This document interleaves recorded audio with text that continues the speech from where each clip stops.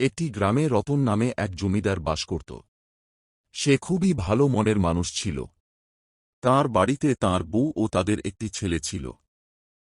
তারা তাদের ছেলেকে খুবই ভালোবাসত। একদিন হঠাৎ তার ছেলে খেলতে খেলতে জঙ্গলে চলে যায়।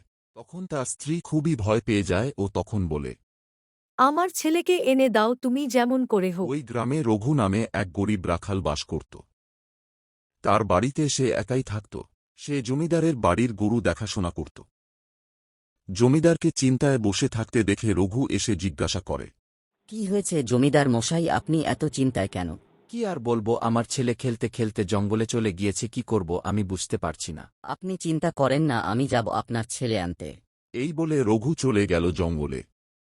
জঙ্গলে ঘুরে ঘুরে অবশেষে সে খুঁজে পেল জমিদারের ছেলেকে। ভয় নেই, আমি এসেছি, আমার সাথে চলো। রঘু কাকা, তুমি এসেছো, আমি অনেক ভয় পেয়ে গিয়েছিলাম। তারপর রঘু জমিদারের ছেলেকে নিয়ে বাড়ি ফিরে এল। জমিদার খুশি হয়ে রঘুকে কিছু টাকা উপহার দিল।